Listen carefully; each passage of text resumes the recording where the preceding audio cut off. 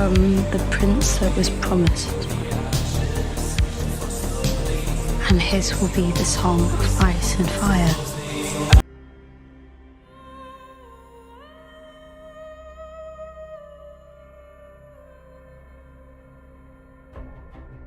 Dawn breaks over Westeros. Chapter 4, Conspiracies. Naruto slowly sat up while his body was still inside the hot flames. He looked around, and even through the flames, he could see the expressions of disbelief on everybody's faces.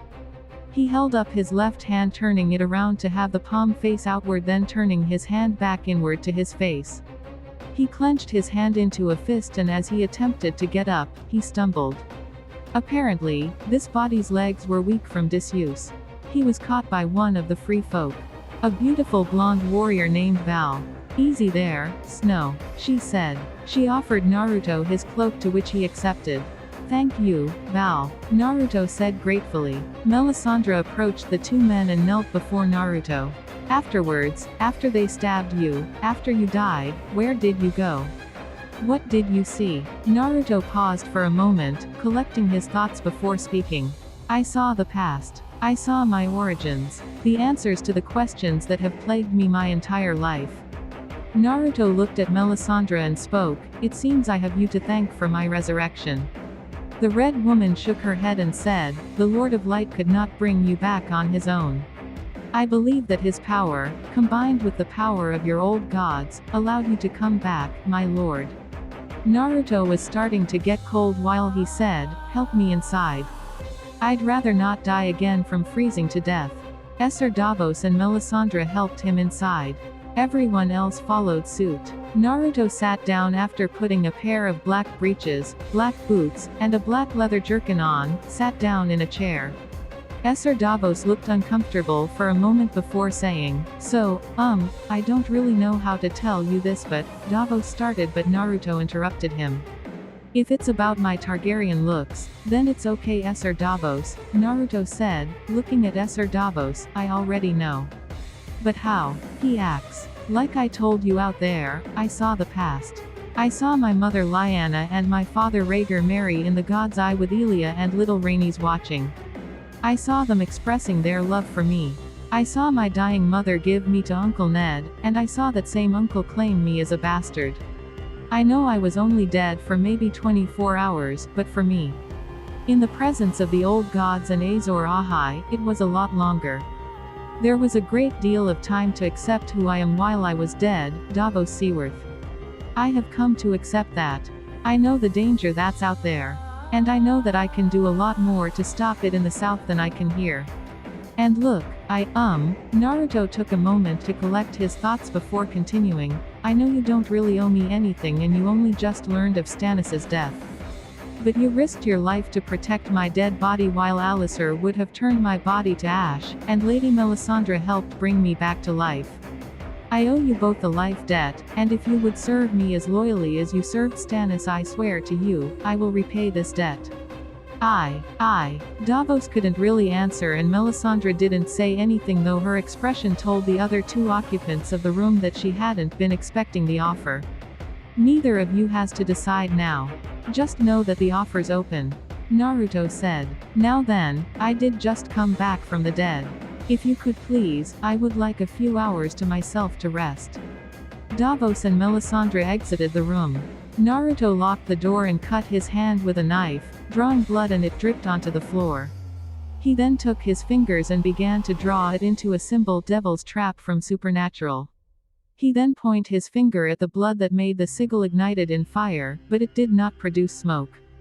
Naruto then knelt on both knees, placed his hands on his thighs and closed his eyes while he chanted, "He vocat tenebrae soror mea. He vocat tenebrae soror mea. He vocat tenebrae soror mea. He vocat tenebrae soror mea. He vocat tenebrae soror mea. He vocat tenebrae soror mea. He vocat tenebrae soror mea." The flame spurted for a moment and a sword handle could seem protruding from the flames. The pommel was a blood-red studded bevel. On each side of the bevel was the black three-headed dragon of House Blackfire. The grip of the sword was made of pitch black leather and blood-red metal cord was wrapped around it several times. The blood-red crossguard bent towards the blade. Naruto got up and gripped the handle of the blade and pulled it out of the flames. Along the half of the blade that is close to the crossguard, blood-red letters in the language of High Valyrian are engraved on a black setting on each side. The words say, "Fire and Blood." This was Dark Sister. "It's been too long, old friend," Naruto said happily as he felt the familiar weight of his old sword. Castle Black, courtyard. Naruto was staring at the crowd gathered in the courtyard. He slowly walked down and through the crowd till he stopped at Tormund. "They think you're some kind of god, ya know," the redhead member of the Free Folk said, the man who returned from the dead. "I'm no god," Naruto said, cracking a small smile, "just one lucky son of a bitch." "I know that," Tormund said as he walked closer to Naruto and whispered in his ear, "I saw your pecker." "What kind of god has a pecker that small?"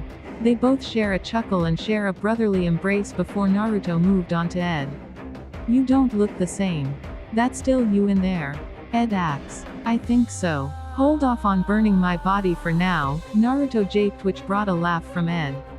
"That's funny. You sure that's still you in there?" He japed, causing both men to laugh. Winterfell. A small band of riders, led by Small Jon Umber, rode towards Winterfell at pace, ignoring their disgust for the flayed men that littered the road on the way to the castle. Ramsay Bolton and Harold Karstark welcomed the Umber Lord in the Great Hall of Winterfell. Ramsay was considering why the Umber was here. "The Umbers are a famously loyal house," Ramsay began. "Famously loyal to the Starks," Harold Karstark said from beside Ramsay, pouring himself a drink. "And you, Lord Karstark? A few years ago, I sat around a campfire with your brother Torrin, marching in Robb Stark's army. Your people share blood with the Starks, don't they? But here we are, times change." Lord Small Jon Umber countered. "So quickly though?" Ramsay asks. "I heard your father was given back to you." "My father was left malnourished from being held captive in the Twins. When he finally was sent back to Last Hearth, he caught a fever and died because he had withered away in the Fry's fucking dungeon." Small Jon Umber stated. "Maybe so," Ramsay said. "But when my father became Warden of the North by royal decree, your house still refused to pledge their banners. Your father was a cunt," the Small Jon stated bluntly and smirking at the same time. "My beloved father, the Warden," Ramsay began, doing his best to ignore the anger inside him at that statement. "Your father was a cunt and that's why you killed him. I might have done the same to my father if he hadn't have done me the favor of dying on his own." Small Jon admitted. "My father was poisoned by our enemies." Ramsay tried correcting him. "Whatever helps you sleep at night," Small Jon said without a care, knowing bullshit when he heard it. "Why have you come to Winterfell, Lord Umber?" Ramsay asked him. "Ned Stark's bastard, Jon Snow, led an army of 35,000 wildlings past the wall. I'm farther north than any of you fuckers. Wildlings come down, we always have to fight them first. I like fighting wildlings. Been doing it all me life. But there are far too many of them for us to beat back alone this time." Small Jon told Ramsay. "So now you've come seeking help. We need to help each other." Small Jon told him. "The colder it gets, the farther south those goat fuckers will roam, won't take them long to get here." "You think a horde of wildlings can take Winterfell?" Karstark mocked. "If they get Jon Snow leading them, that's exactly what will happen. He knows this place better than we ever will. Besides, there are still houses loyal to the Starks. Houses that still plot against the Boltons and are itching for an opportunity to pay you back for all the flaying you've done and your father's betrayal of Robb Stark. 1.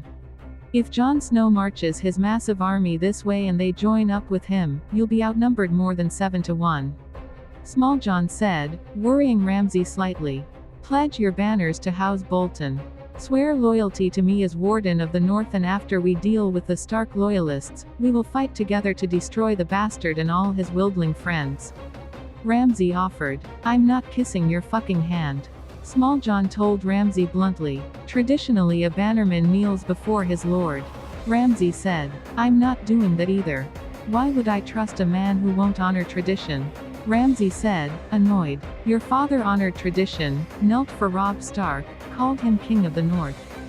Small Jon reminded Ramsay. Was Robb Stark right to trust your father?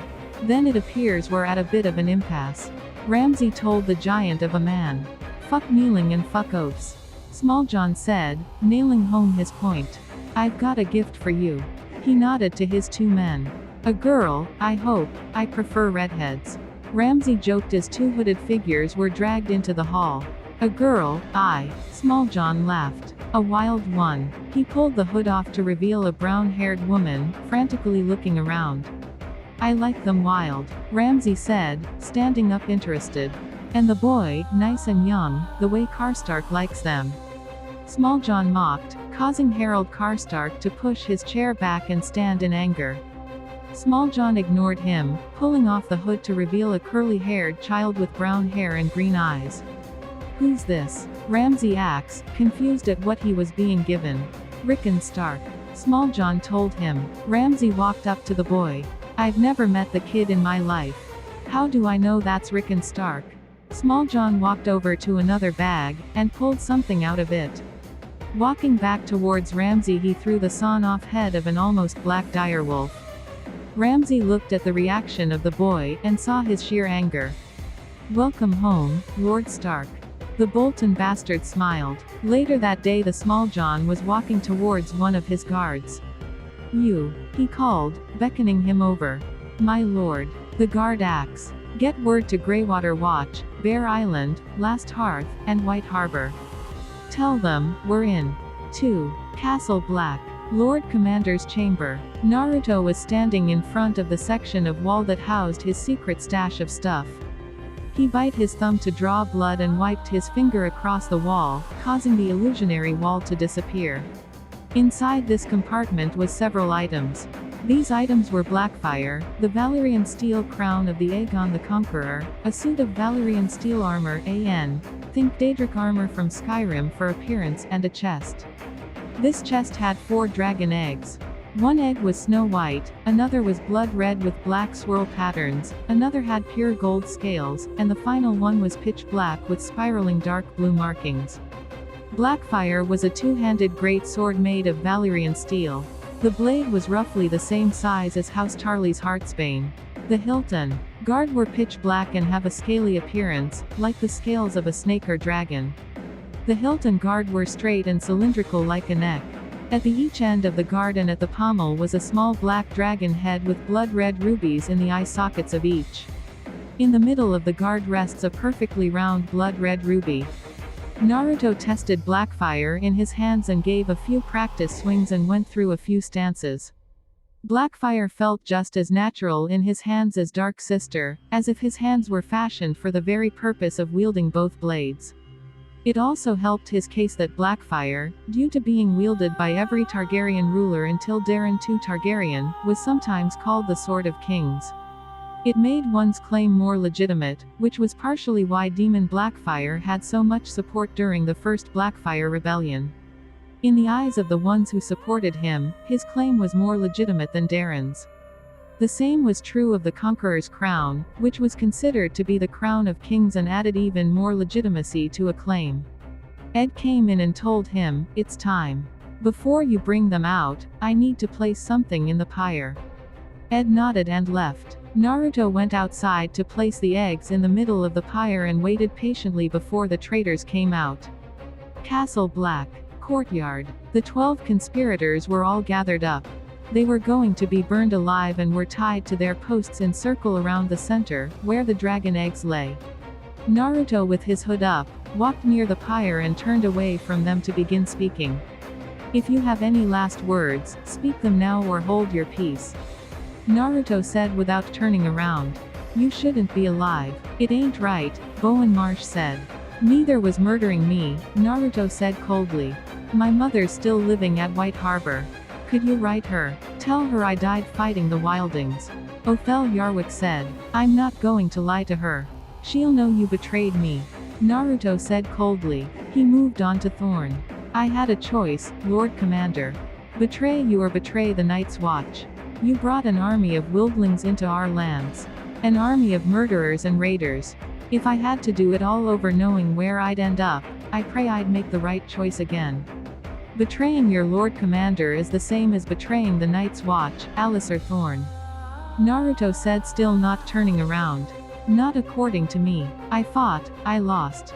Now I rest. But you, Lord Snow, you'll be fighting their battles forever. Alisar finished, his piece done, but Naruto wasn't. Tell me, Thorn, you served House Targaryen during Robert's rebellion, did you not? Naruto asks. Of course, I did. Alisar said tiredly, just wanting to get this over with and die. And you would, of course, lay down your life if one asked you to, yes. Naruto asks. What the hell does this have to do with anything, bastard? Alisar asks. Naruto slowly turned around to face Alisar. So tell me, Thorn. Naruto's hands gripped his hood. How does it feel to know that you killed the last true Targaryen? Naruto asks as he threw his hood off, shocking the conspirators, as it was still Naruto's old face, but with silver blonde hair so pale it looked white, black sclera, and vibrant purple eyes. 3. The calm facade that Alisar had broke upon seeing Naruto's true appearance. Alisar struggled to breathe too as he tried to overcome his shock. No, no, no, no, no, no, no. Alisar cried out as he struggled to break out of his confines as if to kiss Naruto's boots and beg for forgiveness. You're lying. It's a lie. It can't be true. It can't be. But it is, Naruto said with a coldness in his voice that could have frozen Dorne. My true name is Naruto. Targaryen, legitimate son of Rhaegar Targaryen and Lyanna Stark. Rightful king of Westeros. And you murdered me. Granted, I didn't know my true origins yet, but still. I still would have done the same things I did as Jon Snow. No, my king. Please forgive me, I didn't know. If I did Alisar was interrupted by Naruto. Oh, so now you're sorry. Before, you were so eager to kill me when the world thought I was Ned Stark's natural-born son, but now that you know, you want to kiss my boots and beg for forgiveness. I don't think so. Naruto coldly snapped. You will all be burned to death. I spared Mance Rayder the pain of burning to death because it is a terrible way to leave this life. The way your blood boils. The way the skin chars and flakes and your bones turn to ash. It's quite disturbing to be honest, but you are all traitors, nearly damning humanity in the process, so you deserve to die this way. Do you know why the Targaryen words are, fire and blood, anybody? Nobody knows. No matter. See, the phrase isn't just a warning of what will happen to those who cross us, it's also a guide. A guide to birthing dragons. See, all you need is a living person, burn them to death with the dragon egg in the pyre, and boom. You've got dragons. The conspirators then finally noticed the dragon eggs in the center of the pyre. Worry not, Sir Alisar. I am still a somewhat merciful king. You will serve House Targaryen one final time. With your death, and the deaths of the other 11 conspirators, I shall bring another set of dragons into this world. And bring fire and death to all my enemies. With that, Naruto threw the torch onto the pyre and watched in as they all began to burn. The others surrounded noticed that Naruto had been right. The way their flesh charred was horrific, not to mention the blood-curdling screams.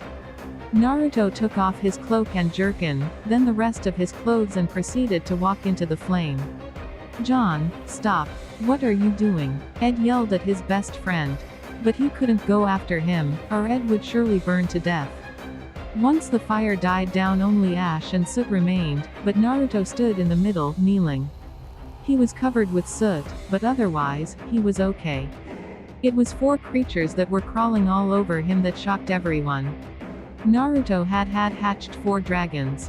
One had blood-red scales with black swirls. Another had scales as white as snow. A third had reddish-gold scales. And the final one was pitch black with spiraling dark blue markings. Yet unlike when Daenerys hatched her dragons, these dragons were already the size that Daenerys's dragons were when she captured Yunkai. Naruto proceeded to put his clothes back on, yet as the newborn dragons flew around him, he handed the Lord Commander's cloak to Ed. What do you want me to do with this? Ed asked, as Naruto took off the cloak of the Lord Commander and gave it to Ed. Wear it, burn it, do whatever you want with it. Your Lord Commander now, Naruto said as he walked away, leaving Ed shocked. My watch is over, Naruto said, as he walked down the stairs and through the group of men, with his dragons following close behind him. Chapter end. Story notes. 1. This was something that made zero sense to me in the show. In all of Westeros, there are none more beloved by their vassals than the Starks, so some of the major noble houses like the Manderleys, Mormonts, Umbers and Reeds just taking the Boltons' actions and behavior like little pussies makes no sense. Here we will rectify that. 2. Unless you've read the books, you wouldn't know this, but in the books, Small Jon is part of Robb Stark's personal guard. In this story, that can be interpreted as them being friends. Small Jon should never have been a villain, and the fact that he was just bad writing. 3. I'm just going to call his hair white or white as snow from now on. Also, Blood Sister is basically a reincarnate caliber for BBC Women. Mal was played by